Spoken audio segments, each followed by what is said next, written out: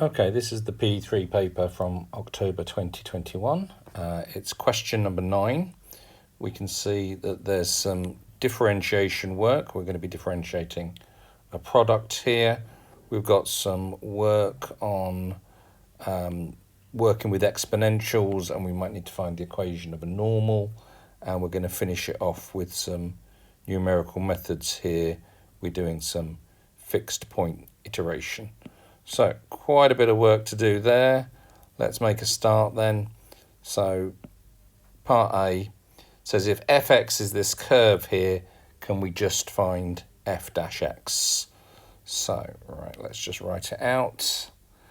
A, we've got that fx is equal to x squared minus 4 e to the minus a half x. And if I want this to be a product, ideally, I just want it as u times v as two things. So I'm going to multiply x cubed minus 4x. I'm going to multiply those two together to have that times e to the minus half x. And now I'm okay to get going with this one. If I'm going to set this up, I'm going to set u as being x cubed minus 4x. And I'm going to set v as being e to the minus a half x. So du by dx then is going to be 3x squared minus 4.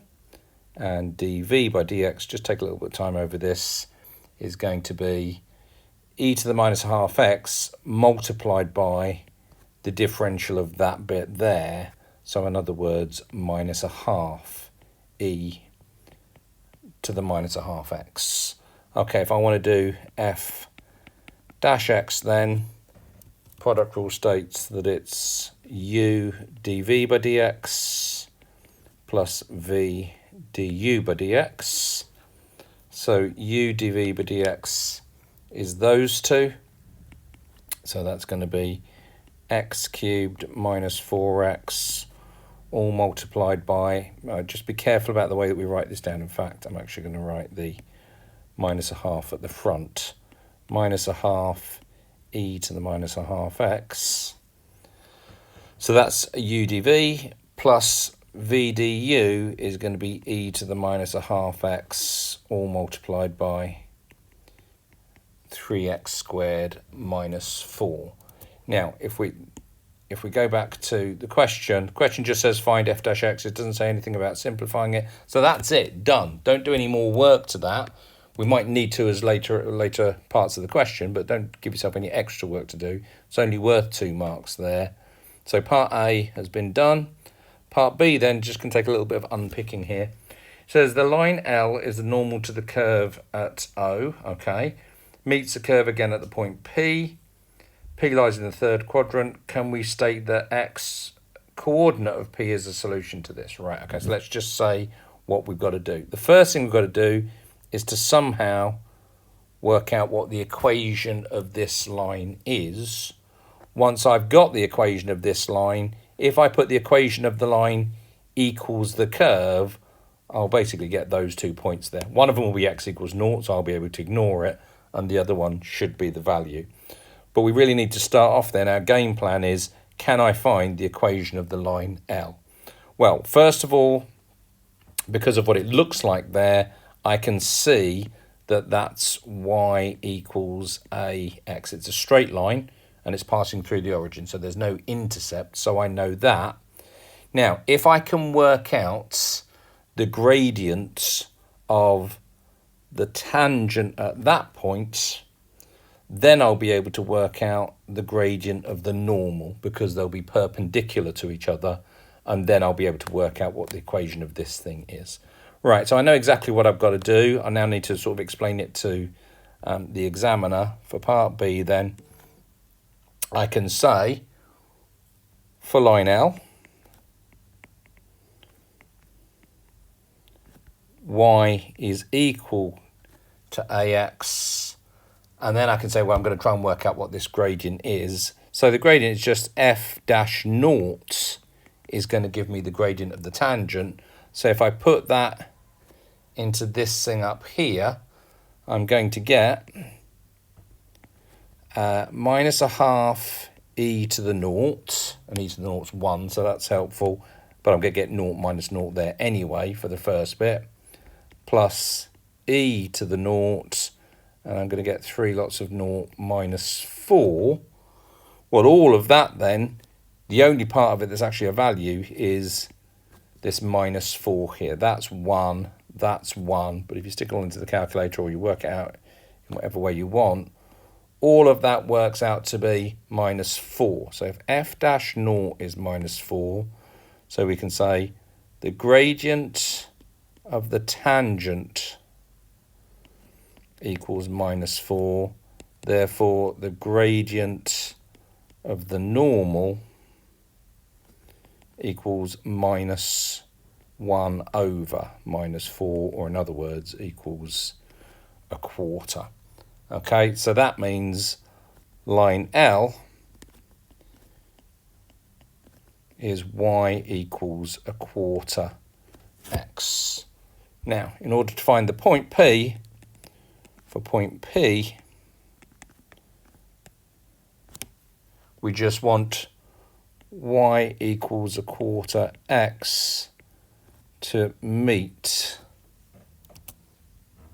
y equals x squared minus 4 e to the minus a half x. Or in other words, we're going to put them equal to each other.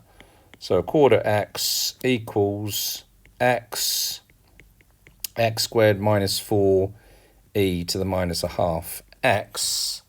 Now we can cancel out these x's here because that's the solution x equals 0. You can leave it in and you can work it out and then take it out later, but I'm just going to cancel those out. I'm going to say not the value of x equals 0 to explain that to the examiner. So I'm ending up with a quarter equals x squared minus 4 e to the minus a half x. And now I just want to rearrange this. Remember, I'm trying to get x equal. Let's go back and just remind ourselves of what we're trying to get to. We're trying to get this solution here. Okay, so if I'm trying to get that solution there, just have a quick look at it. X equals minus a half and then square root of whatever it was, 16 plus e to the half x. So if we're looking at this one there, then let's try and tidy this up. So what I'm going to do is this is e to the minus, let's just write this out one stage further just to make it a bit clearer to everybody. We've got that over e to the half x there. If that's e to the minus a half x, I can write that like that. Now I'm just going to cross multiply those two things. So I'm going to get e to the half x equals 4 x squared minus 4. I'm trying to get x equals. I'm trying to rearrange this to get x equals, make x the subject. This one, because of what the answer looked like, it had a square root in and it had e to the half x in. So I'm just trying to get x equals from here. So if I've got that, that's e to the half x equals 4x squared minus 16. Excuse me, which means e to the half x plus 16 is equal to 4x squared. We're getting closer and closer to the answer here. So x squared is e to the half x plus 16 all over 4. So x is the square root of all of that. E to the half x plus 16 over 4. And now we can take this 4 out because obviously square root of 4 is 2. So we can call it a half square root of e to the half x plus 16. Now we should really say that because it's in the third quadrant from the question, because in third quadrant there we can see it's the negative value.